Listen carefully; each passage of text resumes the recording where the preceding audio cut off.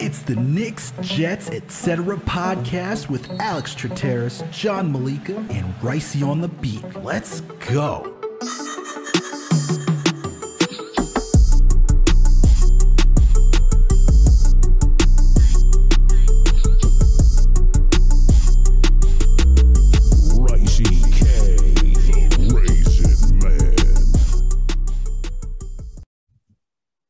Yo, what's good, everyone? Welcome back to another episode of Knicks, Jets, etc. And not with me, as always, my buddy, my co-host, my pal, my boy, Alex, the Tratacaster, out on vacation. But we got a friend of this show and the co-host of Winning Picks Weekly on our show tonight. But before we get into all that, you know what it is. Alex isn't here, but we got to get the call to action. If you're not subscribed to us on YouTube, the Knicks, Jets, etc. Nobody spells it out. Don't be crazy. If you're not following us on Twitter, on Facebook, then what are you doing, man? Why are you even here, right? We know you're listening. Just like our stuff, subscribe to it, hit the notification button on YouTube. Leave us a comment. We'll read it out. We really do appreciate it. You guys have been getting at us a little bit, especially in the Jets tweets, going a little bit back and forth. Definitely check out the Jets episode coming up. Lots of news coming out there, but you know what it is. You gotta like, subscribe to our social media. We're everywhere. You name it, we are there. And of course, I'm not as professional as Alex here with the call, but it's all right because today, as I said in the beginning, we got our co-host from Winning Picks Weekly. We got friend of the Knicks pod. We got writer for KnicksFanTV. What up, Chip? What's up, John? Thanks for having me on, man. Appreciate it. I appreciate you coming on the Knicks episode. Without my boy Alex here, there's of course Alex leaves and everything's on fire, man. He's like, oh, when I go away, the Knicks are gonna get the Donovan Mitchell trade. All these things are gonna happen. None of that, but there's disaster everywhere. Yeah. And let's just start with the Knicks here. This is the Knicks pod. Let's just start it out slow, Chip, because I know everyone's here. Everyone wants to yell about preseason basketball. But before we get into all that, we haven't had you on since the Donovan Mitchell. I don't want to call it debacle. Let's just call it the Donovan Mitchell era started in New York, hardcore here, where all of a sudden the rumors came out. After Gobert left, Mitchell has to get traded. Even though he didn't really request a trade, but he wants to go to either Miami or New York. As usual, we have Danny Ainge, we got Pat Riley, we got the New York Knicks, led by Leon Rose, and a shadow of James Dolan. Never forget, especially when we're talking trades, when we're talking acquisitions, James Dolan is in the background. So I'm glad you're here, Chip. I got to get your take on this whole Donovan Mitchell situation right now, just with the NBA, and then we'll talk about specifically to the Knicks. Yeah, Danny Ainge is just annoying the hell out of everyone, like he usually does when he's got a trade looming. I just want this to be over with. I just want Donovan Mitchell to be on the Knicks, like we know he's going to be. Like you mentioned, Pat Riley, and I guess the Heat are out there too. But we all know they're zeroed in on Durant more now. We saw the Durant stuff come up recently, again, with him reiterating his trade request. The Heat aren't focused on Mitchell. They're focused on Durant. It's a one-team thing. It's Mitchell wants to go to New York. The Knicks have the best trade package available. They have the most picks. They have a young player picked out that Utah wants in Quentin Grimes, which Ainge has been leaking to every reporter in the world that the Jazz like Quentin Grimes. So obviously you would think they're haggling over the amount of picks, and the Knicks not wanting to give up Quentin Grimes is what they've been haggling over. So I can't imagine Utah wants to go into training camp in the preseason with Mitchell on the roster. I mean, he doesn't seem like the kind of guy that's going to cause problems with his team at all, but I would think they'd want to get this done sooner rather than later. But I mean, if it was any other GM in the NBA, I think the deal probably would have been done by now, but Ainge just really doesn't care. about the uncomfortability of it. So, I mean, this is the guy who traded Paul Pierce, like from Boston. So he's going to do whatever. And, you know, he got 4 picks for Rudy Gobert. So he's like, he's probably thinking I got to get at least 4 for Mitchell too. Yeah, I mean, there's definitely optics for Danny Ainge to consider here.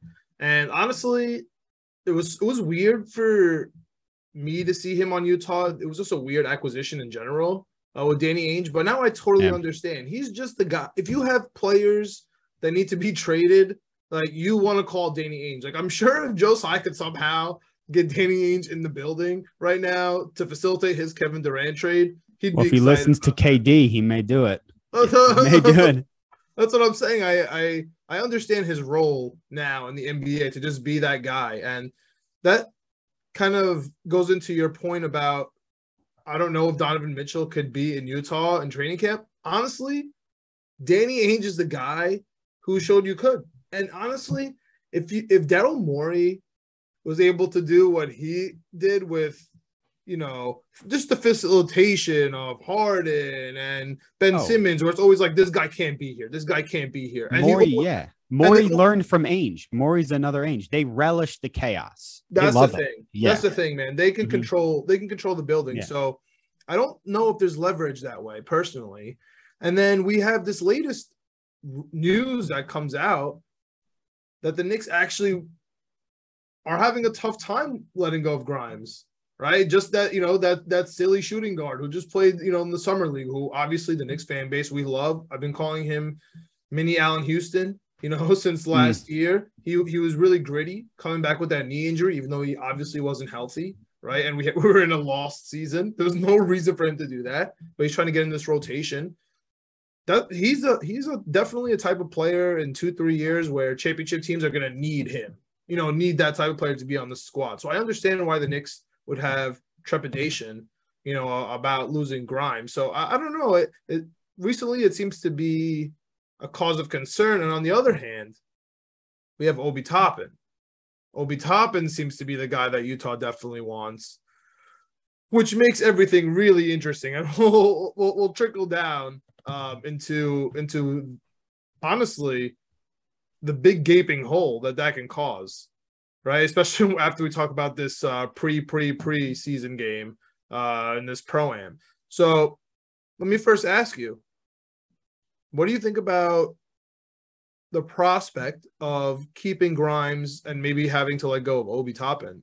Our highest pick since RJ. I know it doesn't feel like that long ago, but you know, and we had the whole CAA thing. It was Leon Rose's first pick, the whole agent thing. Like, how do you feel about this situation right now? I don't love trading either one of them. I realize that Grimes is probably the one that's going to have to go. I think that in a perfect world, Randle's gone and Obi moves in and you see what you have as a starter. I think you already know like what Grimes is though. So it's easier to keep Grimes. I get that. Like, so if they want to move Toppin instead, that I would understand. But as far as, I just think there's more potential with Toppin. So I would move Grimes before I move Toppin. I think maybe it's just like from a fan perspective, and I like Toppin. Not that I don't like Grimes. I like Grimes a lot too, but I would just really, really want to see what Toppin can do in a prolonged stretch as the starter with more run to see. I don't want to see him go somewhere else and play 25 to 30 minutes a game or 28 to 32, whatever you want to call it, and start, which is what he'd do in Utah. He'd just go in and start and then get an opportunity he never had here and play really well. And Grimes might do the same thing, but I just think there's more there with Obi. I think Obi, I don't know if either one of them is going to be an all-star, but like consistent all-star, but maybe one of them gets an all-star appearance at some point. I think those guys are going to be really good. I like the potential more with Obi. I think Obi showed a lot when he started at the end of the year last year. And Grimes, the stuff that we saw from Grimes was in the summer league. So I'm going to go with what I saw in the regular season from Obi and say I'd rather trade Grimes. That's all fair. due respect. It's a fair take, man. It's a fair take.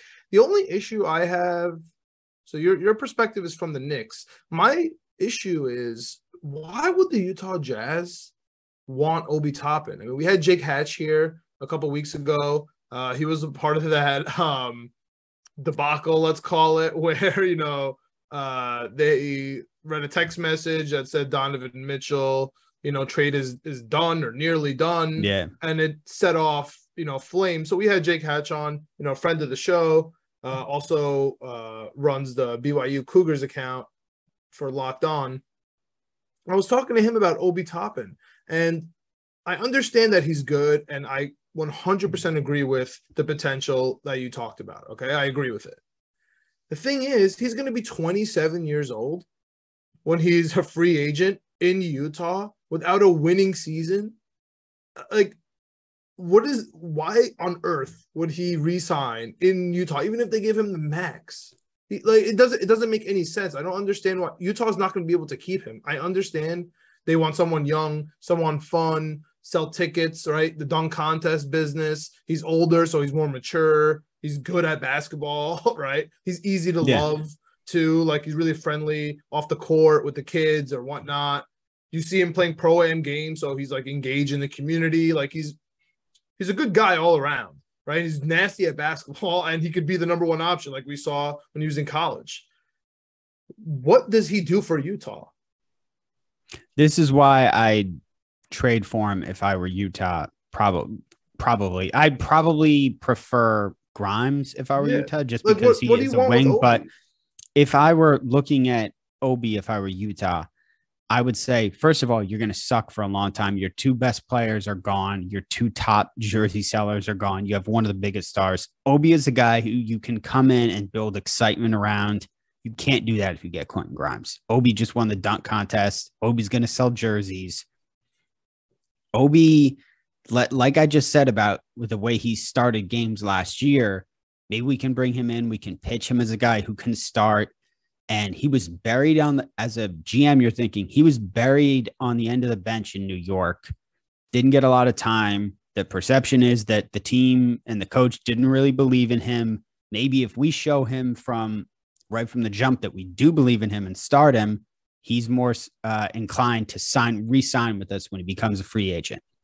And that's a good reason to bring him in. I think, look, you gave up, you traded Gobert. You're not exactly strong in the front court too. Not that they're going to be strong anywhere at the end of all of this, but I don't know. I kind of agree with you about Grimes. I think this is a wings league, and wings who can shoot and defend and handle the ball like it looks like Grimes is developing a handle. I think those guys are probably more important, but I just contradicted myself because I said I would rather keep Obi, but that's probably a fan thing, though. Here's the thing. I'm trying to be an unbiased GM and say, like, from the outside looking in, exactly. Mm-hmm. Okay, perfect. So I mean that that's where we're going here. So we kind of broke down who would you rather have if you're Utah, Grimes or Obi. Honestly, if I'm Danny Ainge, I'm not leaving the room without IQ, but that's just me. God. I'd rather have him, but that's not even a question. I'd rather have him than both of them, of course. I know the Knicks aren't budging there. I'm glad they're not, but I was definitely worried about that, especially before this year started. I was like, hey, man, at any time Donovan Mitchell is going to come here, it has to be for IQ, right? Just like makes sense with their position, but I'm glad that's not happening.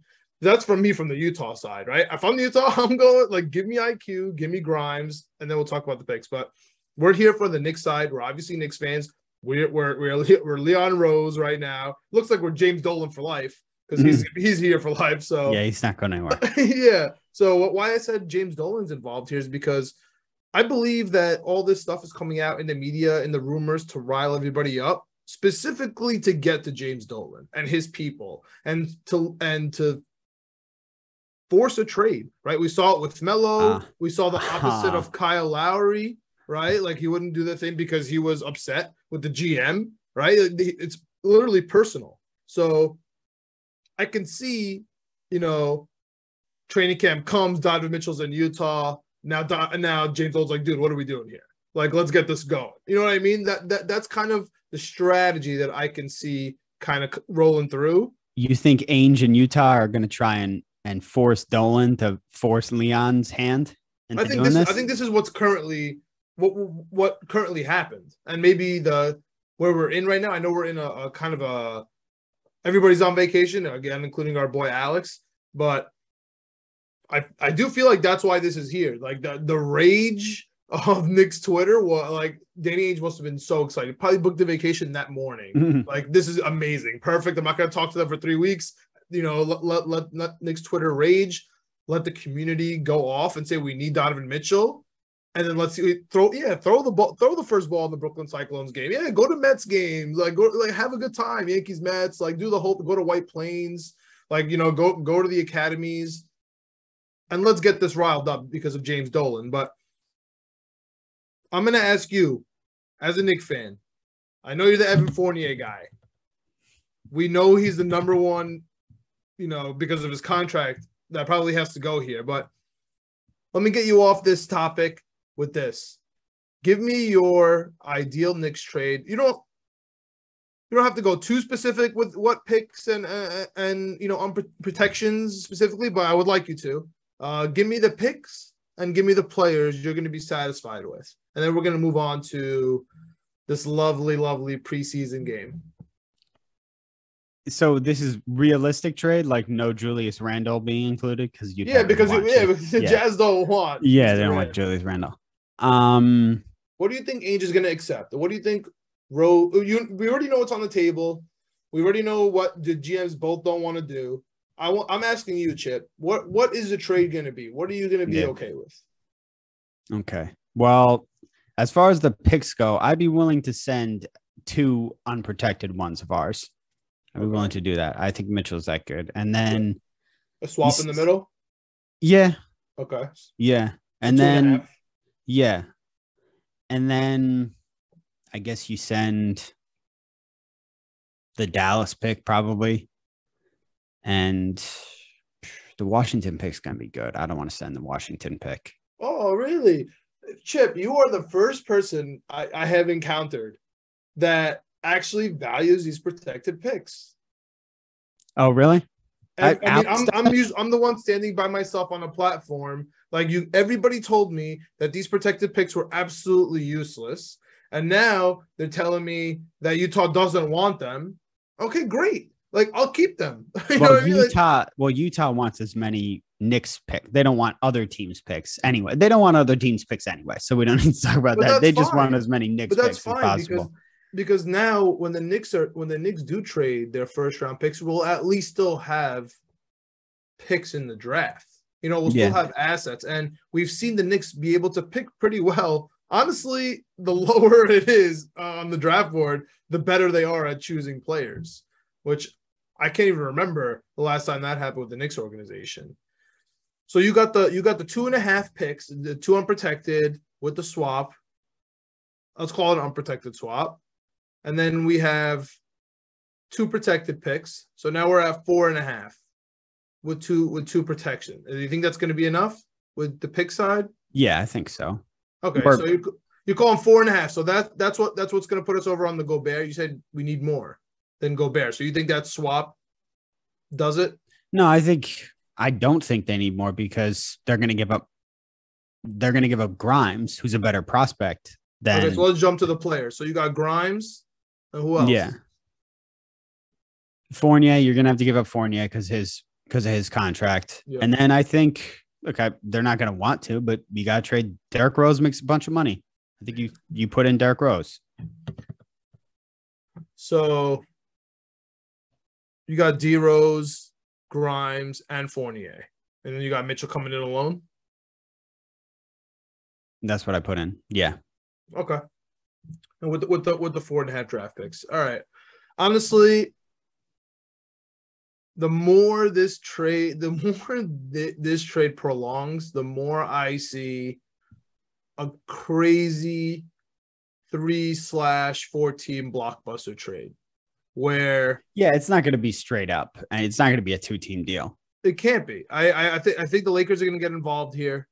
I think Westbrook is going to be shipped somewhere. We'll see where. I think he's going to be involved. I think Cam Reddish is going to be involved.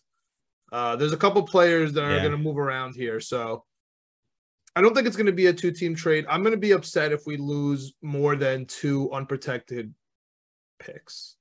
If you want to protect them top 4, you can have 3. And I know that's going to limit our assets for trading for another superstar. I get it.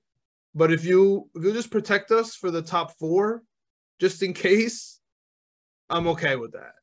I know that sounds a little bit crazy because you're losing a whole pick just for, protection. But, man, if we have a bad year and we end up top 4 and we lose it, and, everything's evened out, right? It's not like the old lottery odds where top 4 would be crazy. You'd have to be terrible. All you have to do here is be the 10th and lose.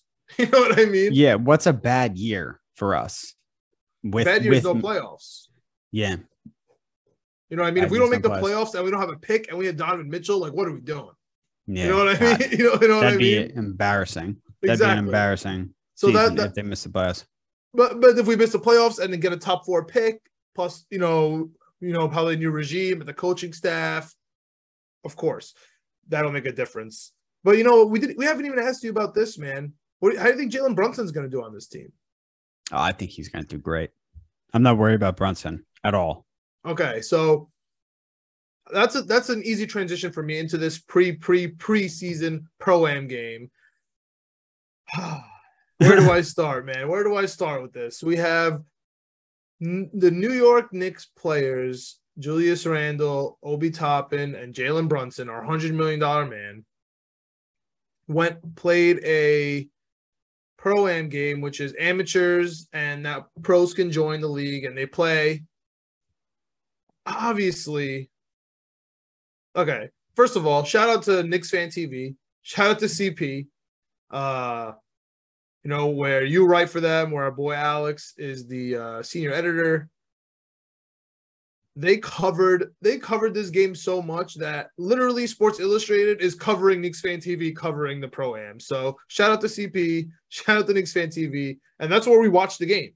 Like, that's literally where I watched it off KnicksFanTV YouTube. So shout out to them for getting us eyes on it, and it was a fun game to watch, right? Like, they were hopping around, playing skip to my Lou. Like, Jalen Brunson's chilling. You know what I'm saying? Like, you could tell that the other players are definitely playing harder. Like, that's annoying to even say, right? Because anytime anyone loses anything, especially when, we're playing after, I wasn't even trying. Oh yeah, or if you're playing FIFA, like, you sit up, right? Like, I wasn't trying. Now I'm gonna start trying.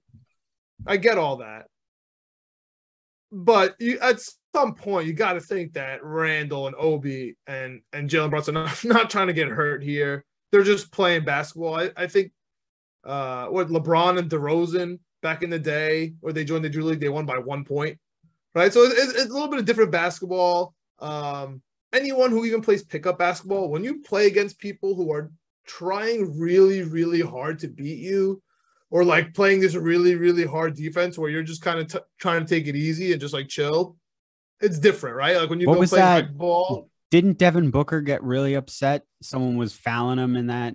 No, he got upset that they sent the double team on him. Oh, okay. Yeah, Joakim Noah sent the double team on him. Shout out to Joakim Noah, finally off our books. So he was upset about that. So that's that's a good point. That's the kind of energy that they're exuding here. But I'm gonna ask you. I already put my spin on it, but I'm just gonna ask you. What do you think about their performances? And honestly, even 1%, does it bother you that they lost by double digits to an amateur team? Not at all. I think it's so lame that ESPN was talking about it. Like, I looked up on Twitter and there were multiple tweets about, wow, ESPN just has nothing to talk about. It was Jalen and Jacoby, of course. Like, just come on, man. Like, you have nothing. I get that it's August in the NBA and there's not a lot going on, but not for nothing, but Kevin Durant requested a trade again yesterday and asked for his coach and GM to be fired. Like, and you're talking They about didn't cover this? it, by the way. Yeah. ESPN didn't cover that. Yeah, and you're talking about this. Yeah. Like, well, it's just Knicks for clicks. We all know it. But honestly, dude, I'm with you, right? I would just poo-poo it away. I mean, it was fun. There was lots of highlights that were really fun. I'm hyped about Jalen Brunson. But I'm at least 1% annoyed, right? That that my 3 NBA players couldn't just like smack this team. But again, there's context to it, especially when you're playing ball. These guys, yeah, Julius Randle was there, so they lost. Okay, let's talk about that. Let's talk about that. I'm glad you brought that up. I'm joking, of course, but no. Like half joking. Yeah, because I feel like I'm the resident Julius Randle apologist here.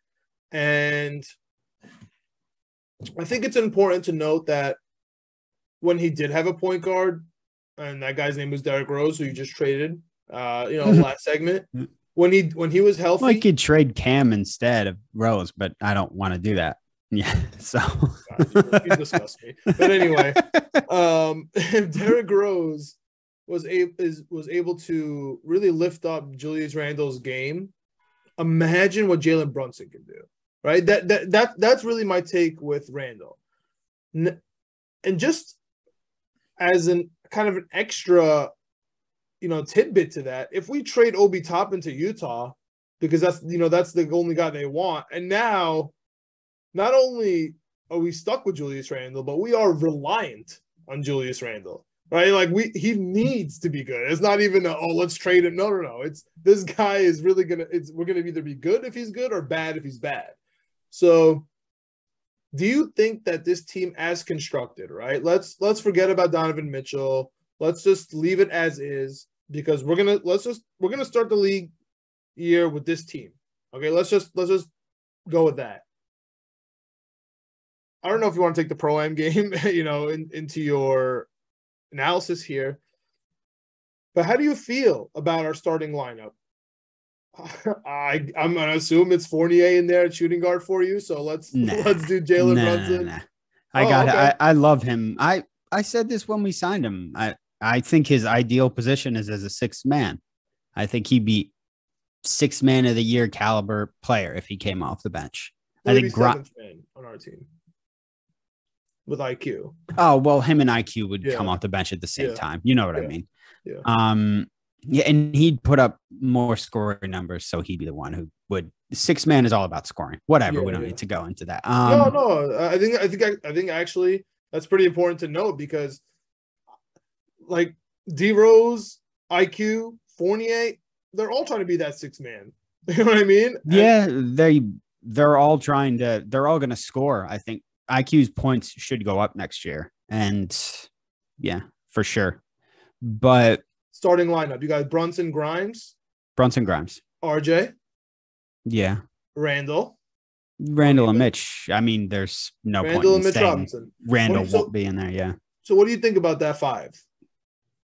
I mean, Vegas has us set at 39.5 right now. I think that's about right. I think that's a 40-win team. Where does that land us in the East? They won 37 last year. I think adding Brunson makes them 3 wins better. I think that would have put them into the playing game last year. Right? 40 wins. I think that puts them in there. Last year, but this year the East is different. Oh, yeah. Teams are down. The Hornets are not going to be good. But the Cavs are going to be good. People are like predicting that the Cavs are going to take a step back, which I don't agree with. They're also saying the Hawks are going to be better because they got Murray. I don't know. I'll believe that when I see that. Their depth is so bad, but we'll get into that different day. I don't know. Yeah, I'll believe that when I see that. I think Orlando Magic? Yeah, the Magic are coming. They got a lot of young talent. They're coming. And by the way, I can't wait for Paolo to fucking dunk on DeJounte Murray's head. It's gonna be fantastic. That is a fun rivalry. Yeah. It's hilarious that you're on the Paolo side because you're in the closet. What other side is there to be on? DeJounte Murray's side? Oh my god. I mean, he is on the Atlanta Hawks now, so that guy sucks. He's a Screw that guy. All right. You heard it here first. Chip is off the Atlanta Hawks bandwagon officially. God. And he has the Knicks finishing ahead of the Hawks. But anyway, so you think that we are 3 games better than last year as a play-in with Jalen Brunson here, probably going to even out Randle and Obi's minutes if everything stays, the same here. RJ obviously going to get an uptick probably in everything except for utility probably, right? Like I think probably Brunson would take some of that off. And then we have a healthy bench. Rose. Well, that's a big if on Rose if he's going to be healthy. IQ, Fournier, Cam Reddish if he's still here, again, your boy if he's around. We got Hartenstein, he's killing it. Obviously, Obi, Sims, my favorite player on the whole Knicks team. Where's Sims land in this, by the way, with Hartenstein there? I think he's just our third string center. Yeah, I guess he's not. He's just hanging out. I think he's fine. I think he's hyped that he got his contract. And listen, I don't want to be the bearer of bad news here, but if you're a Knicks fan listening in August, you know that maybe our starting center, who we just re-signed, doesn't always stay on the court, whether it's foul trouble. Yeah, he's an emergency. Yeah. And I don't know how much we're trusting Hartenstein out there. I like the way he plays in the high post. Yeah, he's a good passer. He's a good passer. He's a good passer. It's fine. But I don't know if he could play defense like Sims. So I think Sims is going to get a lot more minutes than is projected. You guys have talked about this. Macri talked about this. And when you have a guy like Mitch as your starting center, it's important to have big man depth. And that's why they kept Taj around for as long as they did, too, because they knew Mitch was going to miss games. So it's good to have Sims there, too, because eventually Mitch is going to go down for like 3 or 4 games, and you're going to need Sims to back up Hartenstein. So life as is, you like only 3 extra wins here with a whole nother year of Tibbs. Maybe Julius Randle. I don't know if I love the whole nother year Tibbs part of that. That makes me consider it. Oh yeah, I mean that's fair. And the only reason I really want to ask you that is because now I want to get your take on if the Mitchell trade does go through, right? Where the number I already took the over 39.5 because the number will change if they trade for Mitchell. So they're definitely going to beat 39.5 if they make that trade, I think. Even if we lose Grimes and Obi. Yeah. Okay. Donovan Mitchell. So that means we're all over Randle because in that case, Randle's going to have to play 40 minutes. Like he's going to have to play 38 minutes a game. Who's going to back him up? I don't know. Yeah. Farron Hunt's coming through. Like it's tough. No, they'll have to add someone. Yeah. They'll have to add someone. Yeah, it's going to be, somebody mediocre at best. And there's got to be someone out there. This just scares me, man. That just feels like this just scares me. Yeah, it's that worries me. Honestly. But Julius Randle should not affect in any way what they do about getting Donovan Mitchell. I don't think that the thought process around him. No, but I think it should affect how they treat Obi. If you're trying to get rid of because. Okay, so the whole thing about this Pro-Am game, man, and I would say the only story that should come out of there was this was in the gym in the Bronx, and you have humans, showing up and booing Julius Randle, right? Where he's missing shots, where he's bringing up the ball, and this is in the offseason where he's in a good mood, right? He's playing basketball in his free time with his boys, with his new point guard. Finally playing with Obi Toppin, which people have been begging for, right? And he's getting booed. He's approaching A-Rod status at this point. Like, dude, it doesn't matter where in New York he goes. He's just going to get booed and hated on. I don't know I don't know how much this is going to be able to last, dude. And if you trade Obi Toppin and now Julius Randle's not working out and you have to get rid of him, now you just have a huge gaping hole at power forward, man. And we just talked about the centers, right? They're not exactly Joel Embiid out here. So it's different. You know what I mean? We need really good power forwards. And this is why I hope the Knicks are holding on to Obi and why they don't want to trade him, because they definitely don't want to trade him. I mean, like, I hope they actually hold on to him, because if this Randle thing doesn't work out, and I'm telling you, I'm the number one guy who thinks it should work out, but I'm also the guy who's been saying that as much as I love Madison Square Garden, you know, season ticket holder, I'm there, I'm at the games, I'm at the playoff games. It was really tense in there with Atlanta. Like, we were doing favors for Atlanta the way the crowd was acting. Like, it was so tense in there. If we airballed, if we missed, if we got a turnover, it's over. It was over. You know what I mean? Like, you could feel it. And we weren't even playing. You know, I'm just standing there. Like a college. That's like a college game. That's what the Garden feels like. And it just, when there's tension on a player, like, you feel it, honestly, at Yankee Stadium. You know what I mean? When there's tension on a player, like you mentioned, A-Rod, like, you just feel it, man. Like, you feel it on him. Like, that's what it feels like with Julius Randle. A-Rod didn't hide it well either. Yeah. It's a perfect example, honestly. It really is. And I would love for him to get his chip like A-Rod did, right? With the Knicks. That'd be amazing. He's not quite as good, though, A-Rod. So, I mean, yeah, well, I mean, non-steroid A-Rod's pretty much Julius Randle. But that's neither here nor there. What? Yeah, non-steroid A-Rod. Come on.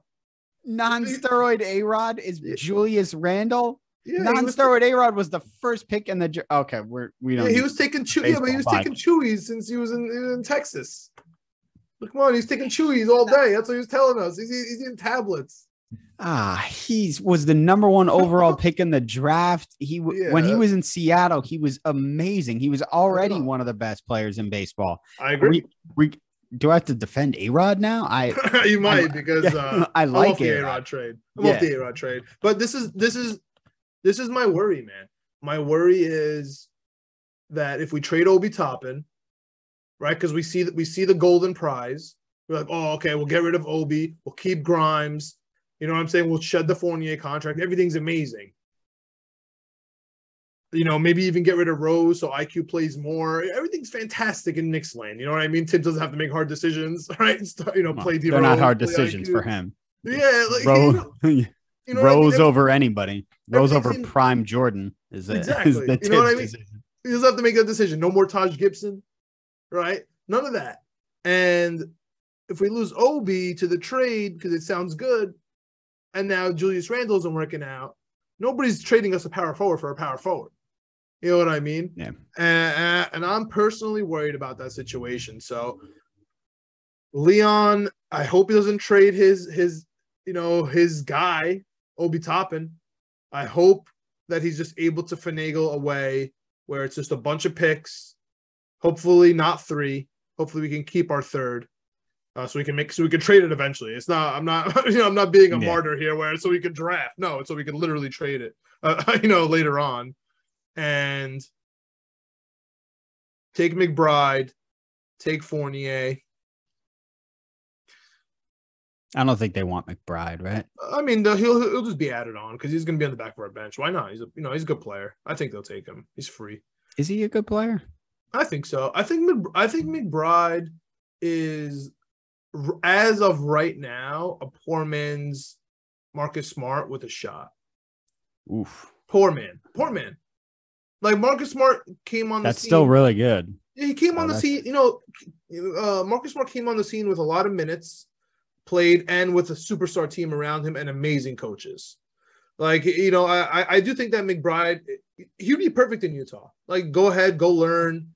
That's my personal opinion. My favorite thing about him is he keeps the ball close to him.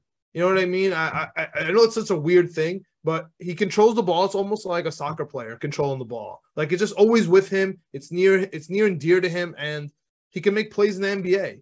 Like we saw, we were begging for McBride at some point. You know what I'm saying? Because he actually played point guard. So I don't know. Anybody who plays point guard, right, is just like, to me, like I'm like, wow. Like it's like when I see a quarterback in the NFL playing quarterback.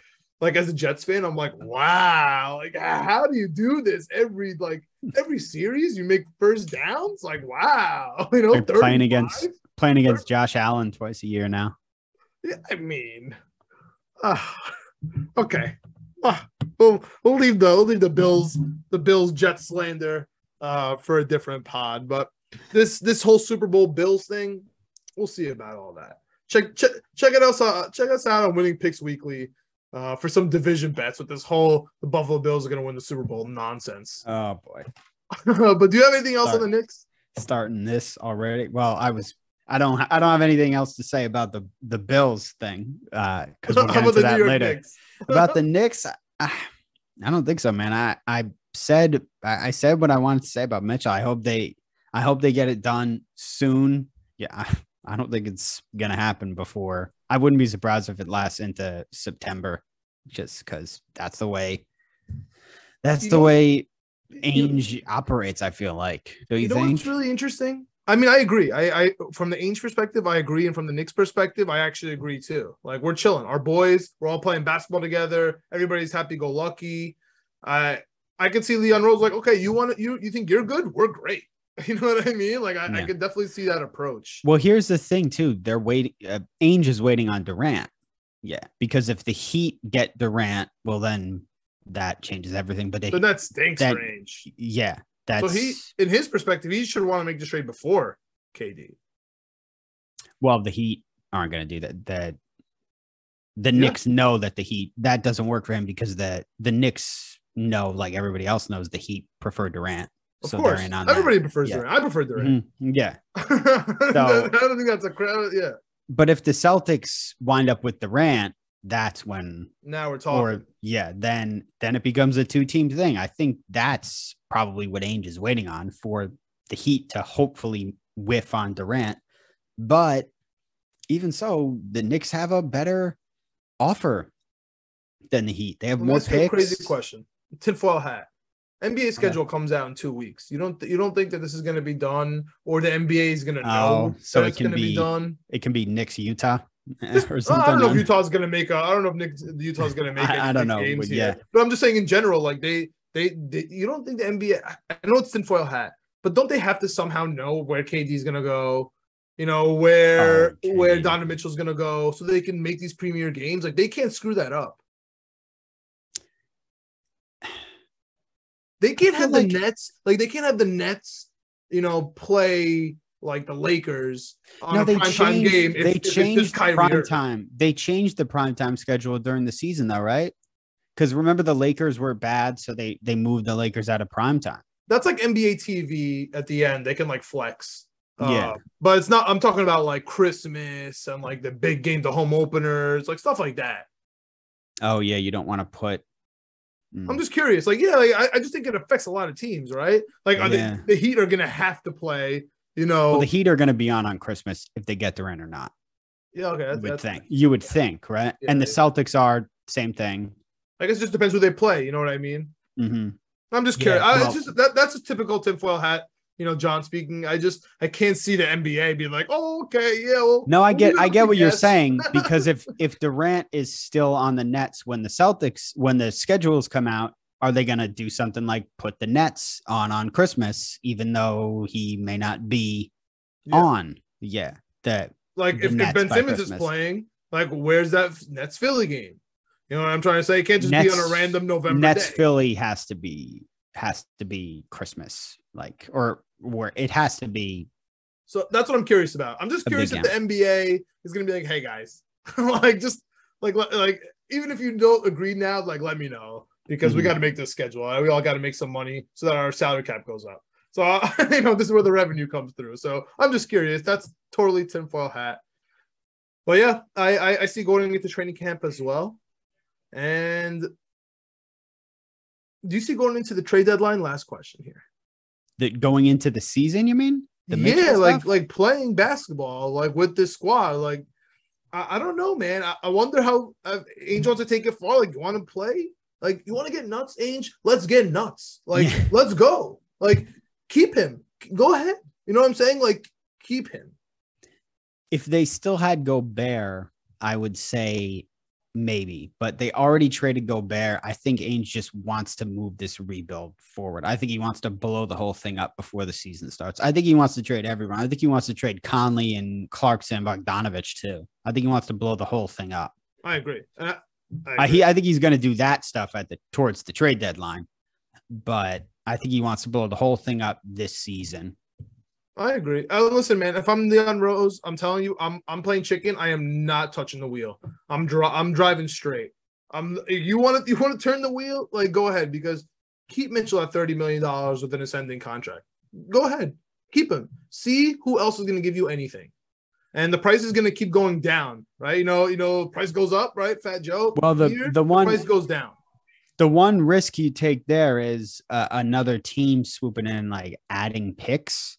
But even so, it's I mean, who comes along with? That's the thing. They're going to want Knicks picks because they're going to think the Knicks are going to suck, and we do suck. Good picks. We do suck. And history shows that our picks are great. But you know the other team that also has amazing picks that I am low key worried about, Chip? Who? Those pesky Hornets. No, they got nothing to lose, man. They got nothing to lose. Jordan does not care. Well, he doesn't care, but and I know Hayward makes the salary work, obviously. But who's their other guy? Who, PJ Washington and Gordon Hayward? They'd rather have PJ. Terry Rozier. Like they got Ball. They're not trading LaMelo. I'm just saying those. You just asking what they're gonna trade. Yeah. Yeah. I mean, I don't know. I just think their picks are valuable. They got some value. Like, I would want the Hornets draft picks. Honestly, if I'm Danny Ainge, I'm ranking the Hornets as the number 1 and then the Knicks number 2. Right, but who are they? You got Hayward and picks, and then who's the young guy? Because the Knicks got Grimes. Who's their young guy? I guess because PJ Washington's in the same draft as RJ, right? Mm-hmm. So they'd have to they'd have to pay PJ, and they don't want to do that. So I don't know who their young guy is that they counter with for Grimes. They counter Grimes with Jalen McDaniels, Bouknight. Bouknight didn't even play. I know. That's it. Cody Martin. That's it. Nah, they don't. None of those guys are as good as Grimes. Kai Jones, your boy. Yeah. We got nothing. All right. So you're not scared of the Hornets. I'm just telling you, there's something about those Hornets. I don't know. Like, well, because that's so many. Jordan would issues, try and do that. Jordan would try and do that. They got Harrell off the books. They got Miles off the books. Yeah. I don't know. Jordan's probably desperate now to move in like to get a good player, and that the Hayward storyline is definitely going to move that forward. But like I said, I just. That's fair. Who's the other guy? Gordon Hayward and picks? No. They could be part of this 4-team. I haven't run it through the trade machine. I haven't run it through cap rules, everything around me with Jeremy. But they could be this fourth team where, we always know they love Julius Randle also. Yeah. So maybe they'll be able to grab him. Maybe they'll just be involved in the trade. We'll see. They have lots of cap space. Yeah. They could absorb like the everything. Lakers. Yeah, it could be. Everybody's talking about the Lakers dumping Westbrook. They could want to get into dump Hayward. Yeah. Yo, Westbrook on the Hornets would be fantastic. Honestly, him and Ball, whatever, yo. Oh, I would just run it. That's the last thing I would want if I were a Hornets fan. Westbrook is a Jordan guy. Jordan would love it. I'm sure. Dude, they're gonna be hyped. I'm telling you. I don't know. The last note here is my tinfoil hat.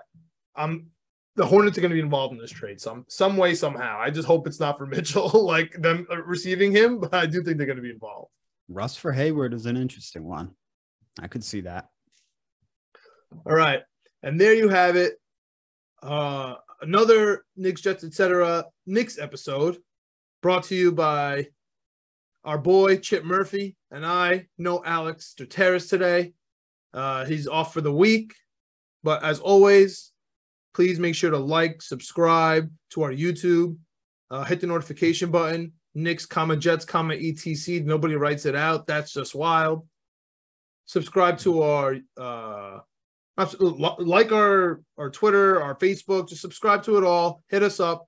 Listening to Winning Picks Weekly, Winning P Weekly on Twitter. We're about to record that right now. We got the Pac-12 coming up here. Some more Major League Baseball bets, but football's back.